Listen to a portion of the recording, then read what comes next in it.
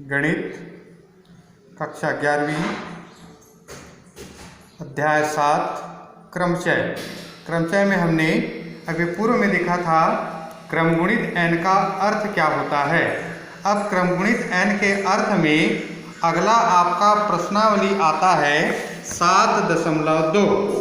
प्रश्नावली 7.2 question number 3 आपको दिया गया है। क्वेश्चन नंबर 3, क्रमगुणित 8 बटे क्रमगुणित 6 गुणित क्रमगुणित 2 का परिकलन कीजिए। फैक्टोरियल 8 बटे फैक्टोरियल 6 गुना फैक्टोरियल 2 को हल करना है। ये आपको दिया गया है फैक्टोरियल 8 फैक्टोरियल 6 गुणित फैक्टोरियल 2। फैक्टोरियल 8 को लिखा जा सकता है 8 गुना 7 गुना फैक्टोरियल 6 बटे फैक्टोरियल 6 गुणित 2 को लिख सकते हैं 2 गुना 1। 6 और 6 कट गया, 2 एकम 2, 2 चौक 8, तो 7 गुणित 4 बराबर हो गया 28। तो इसका मान आएगा 28। इसी तरह से चौथा है, यदि 1 फैक्टोरियल 6 प्लस 1 फैक्टोरियल 7 बराबर x बटे फैक्टोरियल 8, तो x का मान ज्ञात कीजिए। आपको दिया गया है 1 बटे फैक्टोरियल 6 धन 1 बटे फैक्टोरियल 7 बराबर x बटे फैक्टोरियल 8।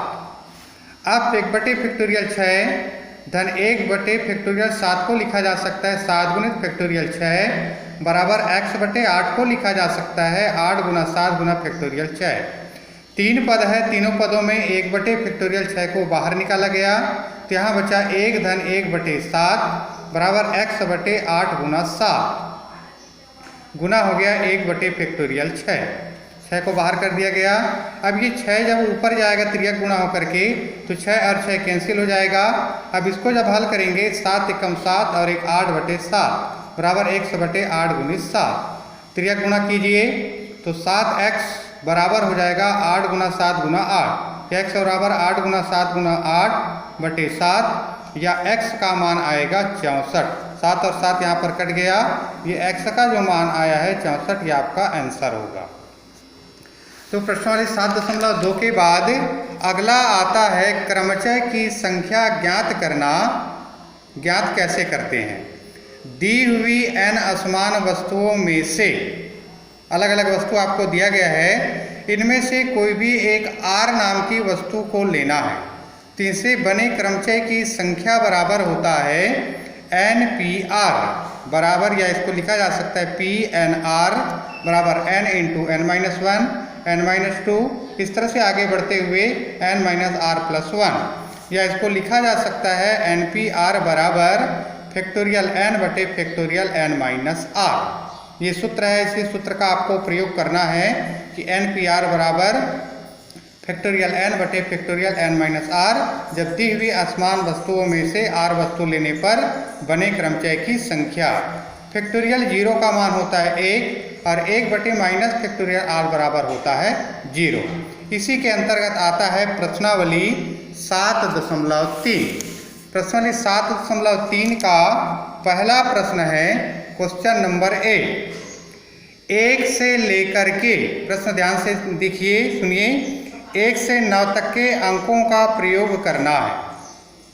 कितने 3 अंकों वाली संख्याएं बन सकती है यदि किसी भी अंक को दोहराया नहीं गया है? हमको 1 से लेकर के 9 तक के अंक दिए गए हैं। अंकों की संख्या 1 से लेकर 9 है और 3 अंकों की संख्या बनाना है, तो प्रयुक्त अंक बराबर 3, अर्थात 9 अंकों से 3 अंक लेकर बने क्रमचय की संख्या बराबर होगा 9p3। क्योंकि हमको सूत्र मालूम है कि NPR बराबर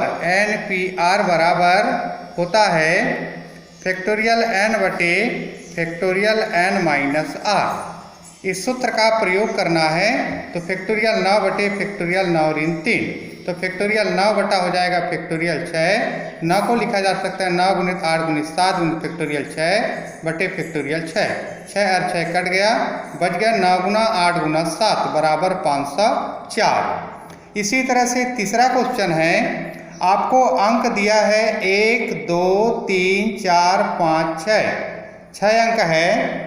को प्रयुक्त करके कितनी 3 अंकी सम संख्या बन सकती है यदि कोई भी अंक दोहराया नहीं गया है। वहाँ केवल 3 अंकों से संख्या बनाना था पहला क्वेश्चन में, और किसी भी अंक को वहाँ भी दोहराया नहीं गया। यहाँ 3 अंक की सम संख्या बनाना है। अंकों की संख्या आपको दिया है 1 2 3 4 5 6, 1 2 3 4 6 7 दिया है, 6 हुआ। अंक 2 4 6 में से किसी एक अंक को भर सकते हैं। 3 अंकों के इकाई स्थान पर भरने की क्रमचय की संख्या। 3 अंक है हमारे पास 2 4 और 6, क्योंकि हमको मालूम है इकाई में यदि सम स्थान है तब वो सम संख्या होगी। तो सम संख्या 2 4 और 6 है, तो 3 अंकों में से इकाई के स्थान को भरने की संख्या, इकाई के स्थान 1 है तो 3p1 बराबर 3 आएगा। दहाई और सैकड़े स्थानों को शेष 5 अंकों से भरना है। हमारे पास 2 स्थान हैं और अंक है 5, तो 5 अंकों से 2 स्थान भरने पर बने क्रमचय की संख्या 5p2।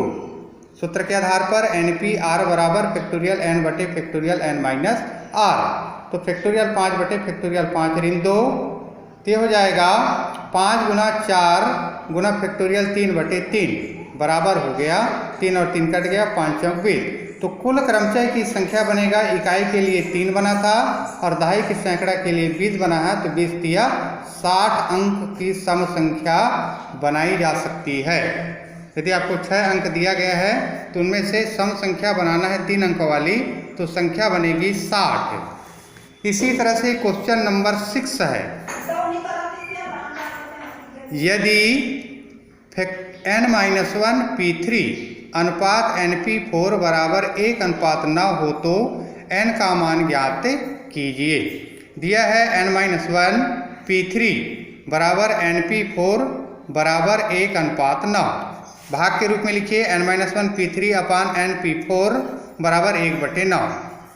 इसको सूत्र के आधार पे तोड़िए, ये हो जाएगा, क्योंकि हमको मालूम है कि फैक्टोरियल n बटा होता है फैक्टोरियल n माइनस r, ये होता है npr के बराबर। तो इस सूत्र में मान रखते जाते हैं, तो factorial n-1 factorial n-1 minus 3 बटा हो जाएगा फैक्टोरियल n बटे फैक्टोरियल n-4 बराबर 1/9। नीचे का ऊपर चला जाएगा तो n-1 अपान फैक्टोरियल n-4 गुणित फैक्टोरियल n-4 अपान फैक्टोरियल n बराबर 1/9। n-4 कट गया, बचा फैक्टोरियल n-1 अपान फैक्टोरियल n बराबर 1/9। n का प्रसार किया जाए क्रम गुणित के आधार पर, तो ये हो गया फैक्टोरियल n-1 अपान n इंटू फैक्टोरियल n-1 बराबर 1/9।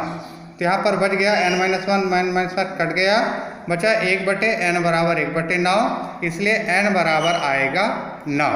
ये आपको ज्ञात करके लाना था। उसके बाद है 7वां नंबर सवाल, r का मान ज्ञात कीजिए। 5pr बराबर 2 गुना 6pr माइनस 1। आपको दिया गया है 5pr बराबर 2 गुना 6pr माइनस 1। सूत्र का प्रयोग कीजिए, npr वाला सूत्र बराबर, npr बराबर होता है फैक्टोरियल n बटे फैक्टोरियल n माइनस r। तो फैक्टोरियल 5 बटे फैक्टोरियल 5 माइनस r, 2 गुणित फैक्टोरियल 6 बटे फैक्टोरियल 6 ऋण r माइनस 1। फैक्टोरियल 5 बटे 5 ऋण r बराबर 2 गुणा फैक्टोरियल 6 बटे 6 और 1 हो जाएगा ऋण और ऋण धन 7 ऋण r। फैक्टोरियल 5 बटे फैक्टोरियल 5 ऋण r, 2 गुणा 6 को लिख सकते हैं फैक्टोरियल 6 को क्रम गुणित के आधार पर, 6 गुणा फैक्टोरियल 5 बटे फैक्टोरियल 7 ऋण r। यहाँ से देखना, ये 5 को यदि नीचे लाते हैं तो 5 और 5 कट जाएगा, बचेगा 1 बटे फैक्टोरियल 5 ऋण r बराबर 6 दूनी 12 बटे 7 ऋण r 6 ऋण r फैक्टोरियल 5 ऋण r। फैक्टोरियल 5 ऋण r को पुनः ऊपर यदि ले जाते हैं यहाँ पर, ये दोनों फिर कट जाएगा, तो तिर्यक गुणा करने पर बचेगा यहाँ पर 1 बराबर 12 बटे 7 ऋण r गुणित 6 ऋण r।